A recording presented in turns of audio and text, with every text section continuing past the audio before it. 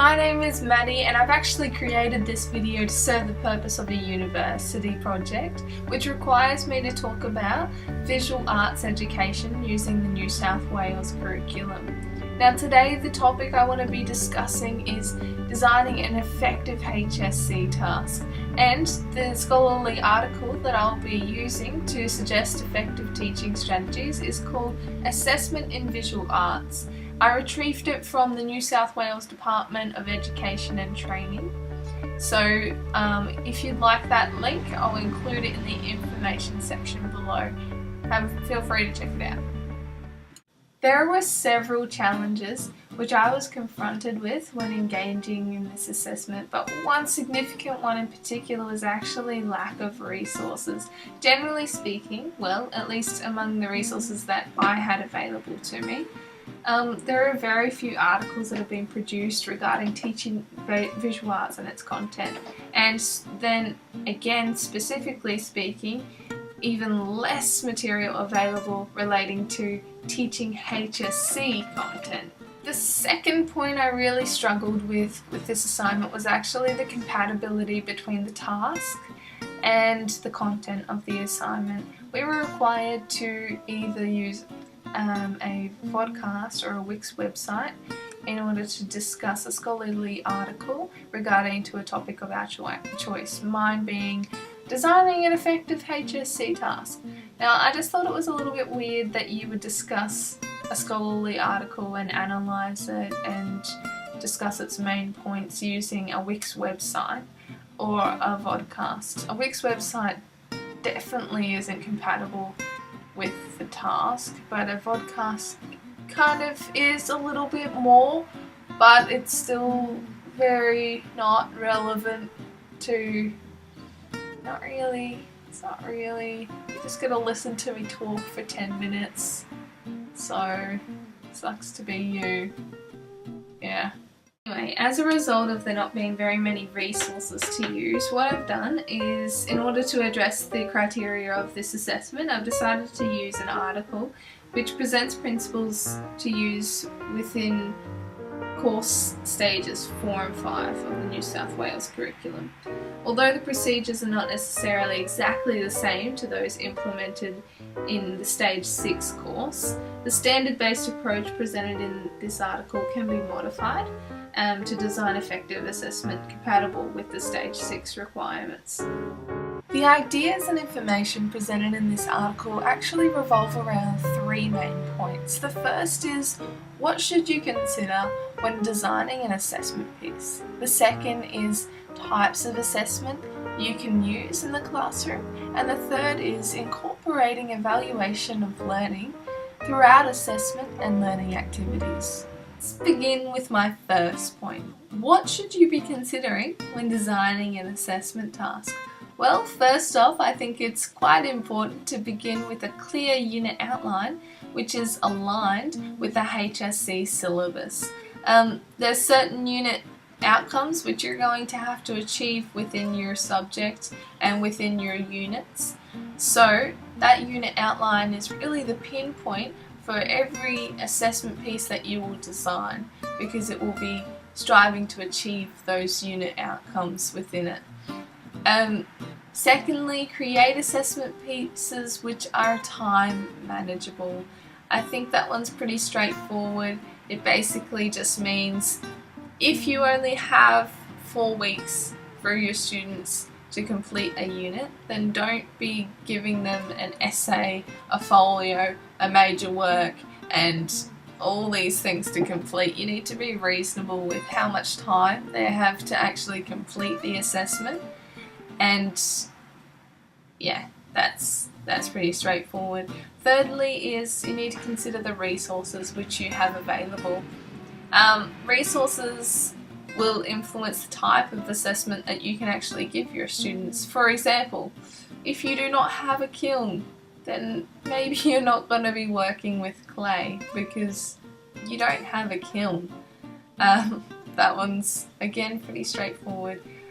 Fourthly is budget. Budget is something that will influence your resources, and it will also influence the learning opportunities and activities that you're going to do in the classroom. So it's all a dominoes effect to the kind of assessment that you're actually able to select.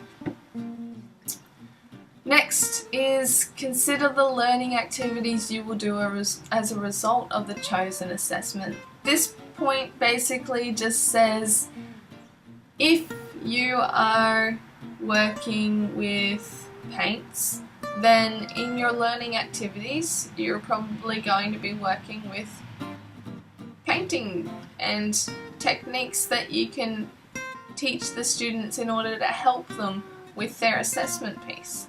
So it's all about creating relevance between your learning activities and the assessment that you've actually allocated to the students. Second point, which is really important, is providing variety within your assessment. This can be done through using different styles of assessment, different themes, and different tasks.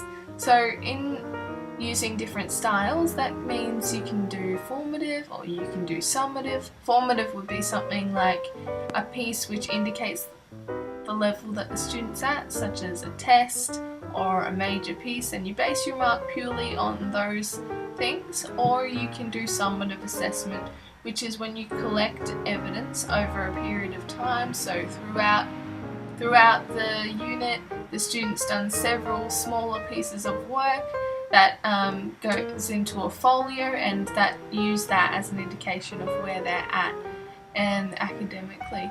So then you can use different themes. You talk about pop art, you talk about surrealism, postmodernism, contemporary art, whatever you want. Just always change up the theme.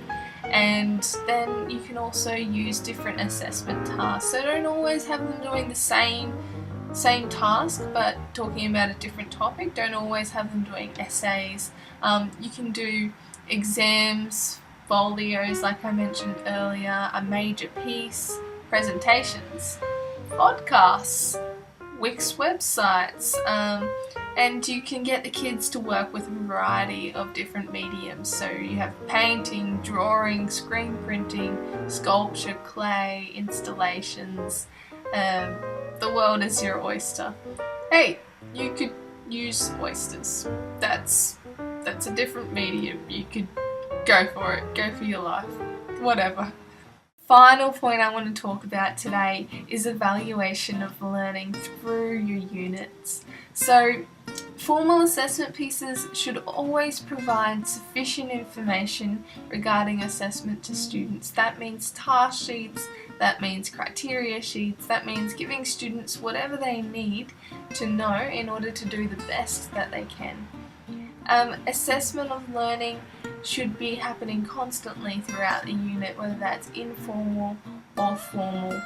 You should be able to support your judgments with examples of evidence of student work. So make sure that you're collecting your students' work throughout the term, even if they're just little things like if they did a small painting and it was just doodling or something like that.